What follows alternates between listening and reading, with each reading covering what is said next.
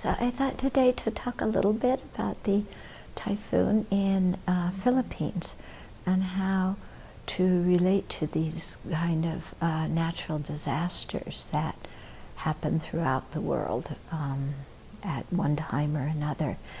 And so these,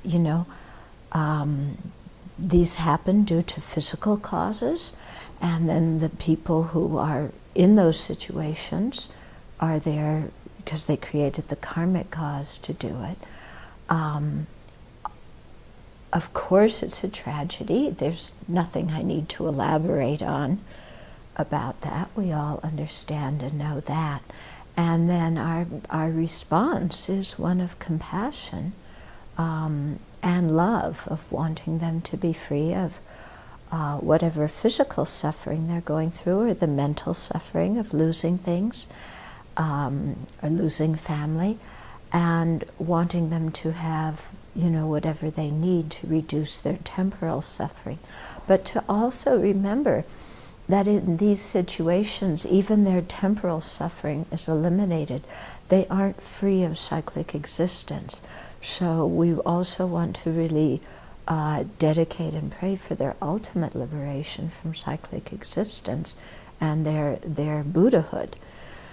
And to also dedicate for the people who have died, that they have a smooth journey into the next life, and that again too, that they can all meet the Dharma and practice it and attain realizations. So,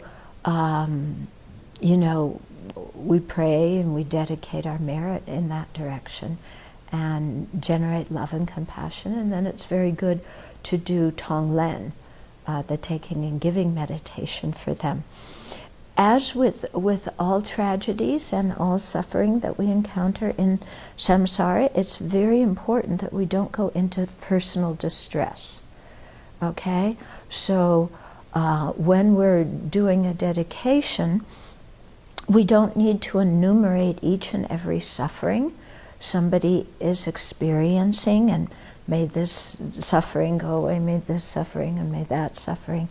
Because when we're dedicating the merit, we're thinking, we're rejoicing in the merit that's created, and then directing it towards the good outcomes that we wish for these people, And so, we can make the dedications quite general. We don't need to say, may this person have a doctor, may that person have a shot, may this person have this, because it goes on forever.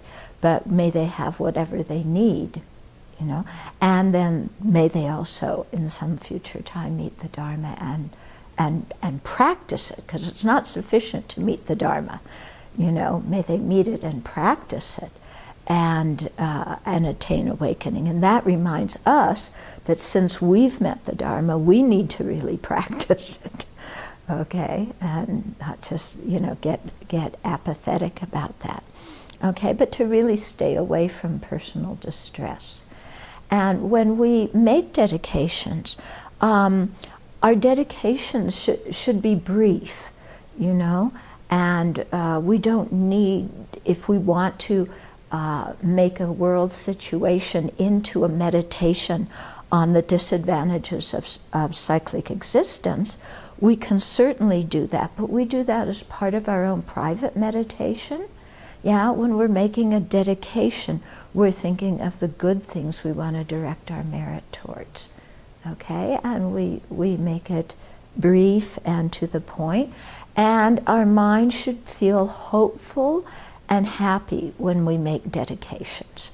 If your mind's not feeling hopeful and happy, then chances are you've gone into personal distress, okay?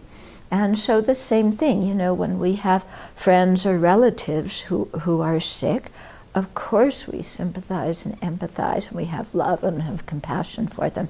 But if we go into personal distress, we're not going to be very good at helping them, because they're going to have to take care of us, because we'll be falling apart and crying and freaked out. And I remember one time in Singapore, I went into a family, somebody in the family was dying, and I went to see the person who was dying. I hardly could get in there to see them because I spent so much time with the family because they were so freaked out and they were so concerned with their own emotions that they didn't, you know, when I came, I was there for them. It was like incidental that I should go see the person who was dying. You know, it was really kind of a strange thing, you know. So of course, I mean, it's natural people go into personal distress, but we should, as Dharma practitioners, do our best not to do that and to do something instead that can actually be beneficial to people, you know, so that they don't have to pick us up off the ground. Yeah. Okay, so also the Abbey has made a donation to Save the Children on behalf of the disaster in the Philippines. So please know that. And we also have made donations to the Gepchok nunnery and also to Tibetan Nuns Project. You know? And I like making donations to help the nuns and to help Dharma practitioners because that is getting people out of samsara, ending the suffering forever. So we help people both temporally and ultimately in whatever way we can.